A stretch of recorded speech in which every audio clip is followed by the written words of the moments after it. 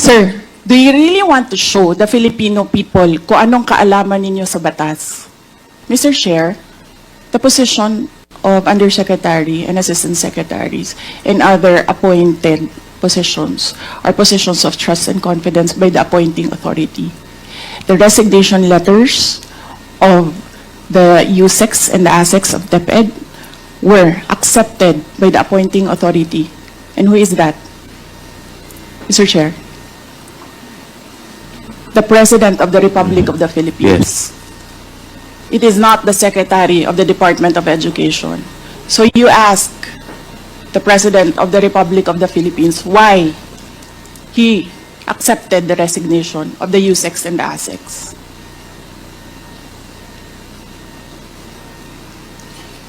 What is the point, Honorable Vice President? Ang sinasabi ko sa inyo, bakit nyo kine-question ang due process? Tanungin nyo ang appointing authority, bakit niya tinanggap ang resignation letter?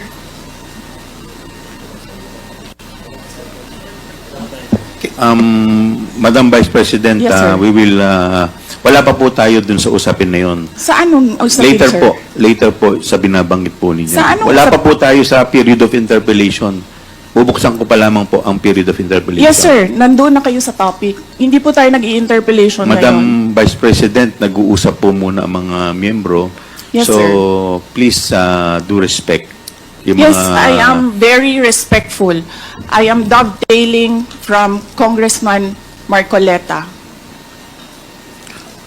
The appointing authority is the President of the Republic of the Philippines.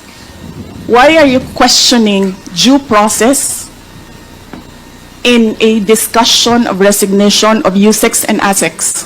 Wala pa pong nagtatanong about that, Madam Vice President. Sir, kinontempt nyo Madam- na, sir, dinetain nyo na yung tao for due process. Madam Vice President, Sir, nasa loob ng detention ang tao because you questioned due process. Asaan ang explanation ng due process ninyo doon? Nasaan? Madam Vice Tinanong President, kita kanina. I'm sorry, sir. Tinanong kita kanina, sino ang appointing authority? USEC ng ASEC. Anong sagot mo? Secretary. Hindi mo pa po- alam. Hindi pa po ako nagsumasagot. Hindi mo. Nakita kita, sumagot. Camera. Kita kita sumagot. Sinabi mo, Chairman, Secretary. motion to Hindi suspend. niyo alam for lahat. 5 minutes. One Na minute, ang President. nag-a-appoint One ay minute President. suspension is declared by the chair. You need to reconsider that extension of your detention. It was illegal in the first place.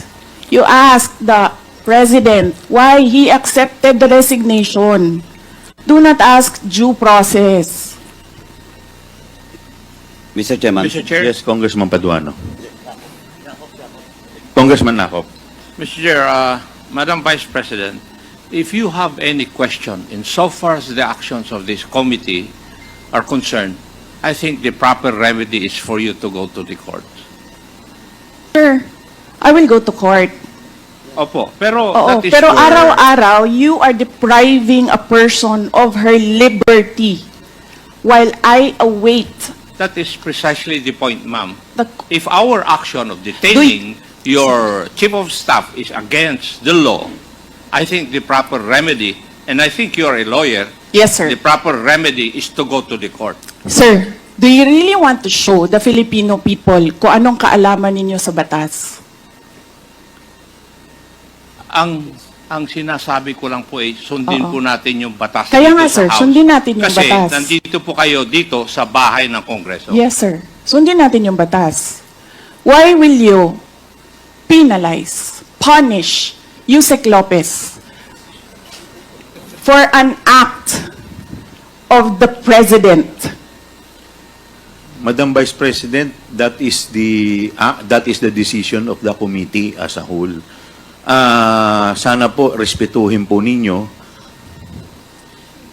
Yes, sir. Kung meron pong Okay. remedy, alam naman po ninyo bilang abogado na tama po yung sinasabi ni Congressman Akop, pwede po tayong mag-file ng relief sa Okay, court. sige, sir. Tinutulungan ko lang kayo, sir, kasi napapahiya ang Pilipinas. Ganito ba ang House of Representatives? Tinutulungan ko lang kayo. Maraming salamat po, Madam Vice President.